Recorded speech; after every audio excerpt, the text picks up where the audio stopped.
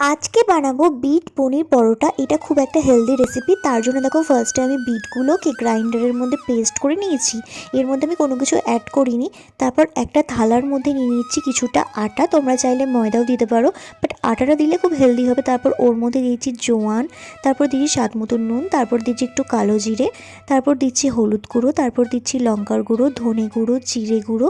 আর এই আমচুর পাউডারটা দিলে না ফ্লেভারটা অনেকটা এনহ্যান্স হয়, তো এটাও দিয়ে দিলাম একটুখানি। তারপর ভালো করে মিশিয়ে নিয়ে আগে থেকে যে বিটের পেস্টটা করা ছিল সেটা ওর মধ্যে দিয়ে ভালো করে মেখে, কোনো জল ইউজ করবে না, যদি জল লাগে তবেই, বাট বিটের মধ্যে জল অলরেডি থাকে, একটা ডো করে রেখে দিতে হবে। তারপর আমি এখানে পুরটা বানানোর জন্য পনিরটা গ্রেট করে নিয়েছি।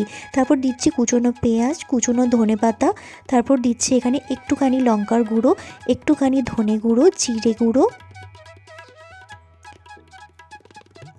আর সামান্য একটু কালো জিরে। তোমরা চাইলে এটা স্কিপ করতে পারো, বাট আমার ফ্লেভারটা খুব ভালো লাগে। তারপর দিয়েছি আর একটু আমচুর পাউডার, আর দিয়েছি সামান্য একটুখানি চিনি টেস্টটাকে ব্যালেন্স করার জন্য, আর একটু চিলি ফ্লেক্স।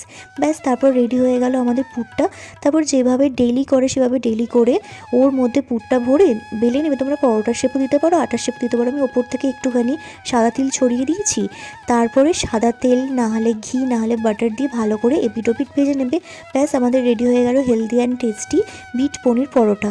দেখতে কতটা সুন্দর লাগছে না? ভালো লাগলে কিন্তু চ্যানেলটা সাবস্ক্রাইব করে দেবে। টাটা।